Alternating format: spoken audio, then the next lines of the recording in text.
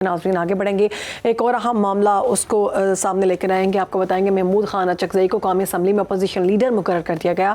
Speaker कौमी assembly Ayaz Sadiq ने इस तकर्री का नोटिफिकेशन जारी कर दिया जो आज से ही नाफिजुल अमल होगा।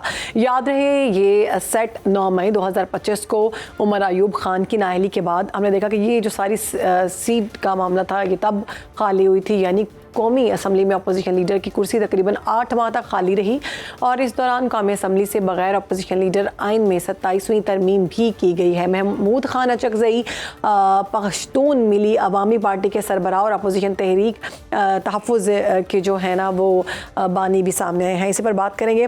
हमारे साथ मौजूद हैं सीनियर तज्ज़ियाकार पीजे मीर साहब ने हमें ज्वाइन किया। बहुत शुक्रिया पीजे मीर साहब। महमूद खान अचकज़ई की कौमी असम्बली में अपोजिशन लीडर के तौर पर तकर्री को आप किस हद तक अहम समझते हैं और इससे इख्तलाफात जो हैं हुकूमत और अपोजिशन के दरमियान वो खत्म होंगे? देखिए, महमूद अचकज़ई साहब एक काफी सीजन पॉलिटिशियन है, लेकिन at the end of the day हमने देखना है कि पाकिस्तान तहरीक इंसाफ के जो ओल्ड गार्ड है, डाई हार्ड्स हैं, वो कहाँ है।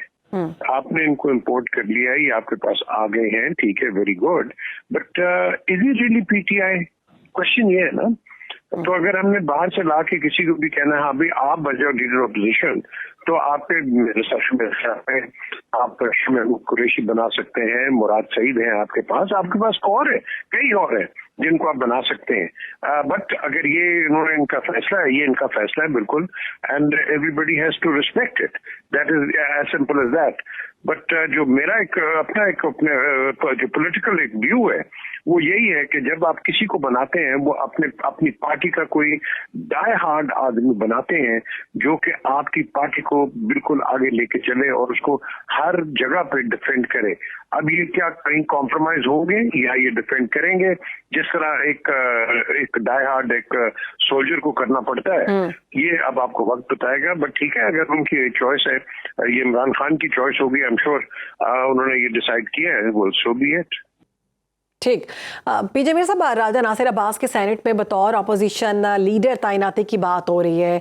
दोनों ऐवानों में अपोजिशन लीडर्स की तैनाती से पार्लिमानी सियासत पर आप क्या समझते हैं, क्या असरात सामने आ सकते हैं? फिर एक बंदा आ जाए, दो बंदा आ जाए, इट डजंट मैटर। हमने देखना है कि आप जिस पार्टी की हम बात करते हैं वो इस आदमी के ऊपर या उन आदमियों के ऊपर इतना एतमाद रखते हैं या आपने उनको लेके आना है for variety of other reasons.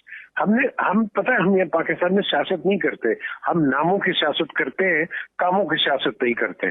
सो मेरे लिए इररिलेवेंट है ए आ जाए, बी आ जाए, सी आ जाए, तो उसकी अहमियत क्या होगी? अहमियत वही है कि जो भी आदमी आता है किसी पार्टी का भी, वो बेसिकली आके पार्टी को एक ऑब्जेक्टिवली, ऑनेस्टली और मॉरली उसको डिफेंड करे। बिल्कुल, आपका मेटल पता चल जाता है कि आप कितने पानी में। बिल्कुल।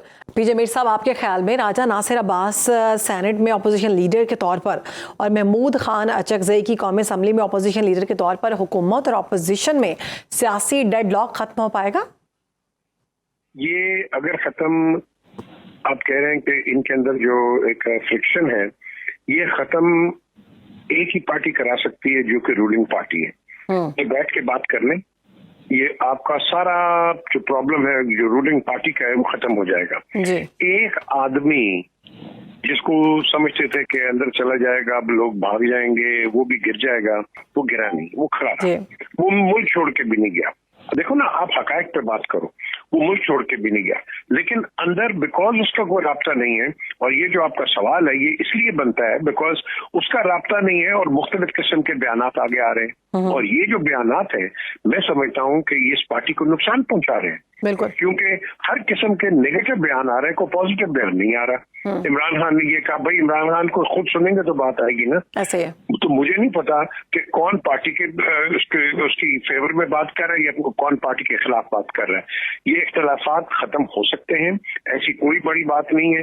सिर्फ अगर इन लोगों में थोड़ी सी सब्र आ जाए और थोड़ा सा आप कह लो कि ठहराव आ जाए, ये इख्तलाफात खत्म हो सकते हैं। लेकिन ये उसी वक्त ही खत्म होंगे कम्प्लीटली कि जबकि आप इस लीडर को बाहर निकालेंगे, इससे बात कर लो, बाकी देख लो। जो आपने करना है। आपने देख लिया पहले नवाज शरीफ को भी जब अंदर थे तो क्या बयानात होते थे, बेनजीर होती थी क्या बयानात होते थे, आज इमरान है क्या बयानात हो रहे। सो आपने हर चीज को एक नपे तोले हुए एक आप ठीक। अभी जमीर साहब 8 फरवरी को जो एहतजाज की कॉल दी गई है पीटीआई की जानिब से, उसमें क्या सूरत हाल होते हुए आप देख रहे हैं? आने वाले दिनों में क्या फिर से हम देखेंगे मुल्क पूरा बंद कर दिया गया या फिर कोई दरमियानी रास्ता निकलेगा? मैं तो हुकूमत को ये एडवाइस करूंगा कि ये दबा के एहतजाज जिनको करने दें, दबा के जो भी प्रोटेस्ट करना है, हाँ एज लॉन्ग एज कानून के दायरे में, एज लॉन्ग के कोई तोड़ा तोड़ी ना हो, कोई वो कह रहे हैं कि कोई ऐसा नागवार कोई ऐसा कोई चीज हो जाए, लेकिन आप इनको करने दें। ठीक। ये करते रहेंगे तो क्या ये एहतजाज के साथ क्या गवर्नमेंट चेंज हो जाएगी? ये भाग जाएंगे, इनको आप निकाल देंगे। ये कोई बनाना रिपब्लिक तो नहीं है ना कि आप एक इलेक्टेड गवर्नमेंट को आप इस तरीके से, हाँ इलेक्शंस होंगे उसके बाद हम देखा जाएगा, बट जितना आप रोकोगे लोग उतने ही तंग होंगे और उतने ही फ्रस्ट्रेशन आगे निकलेगी। तो मैं ये कहूंगा कि आप बिल्कुल अपोज ना करें, आने दें, खुल के आए, जो मर्जी करना करें। क्यों? क्योंकि कल अगर अपोजिशन में आए तो इनके पास भी एक जवाब होगा बात करने का। हमने भी तो आपको अलाउ किया था ना, अब हमारी बारी है।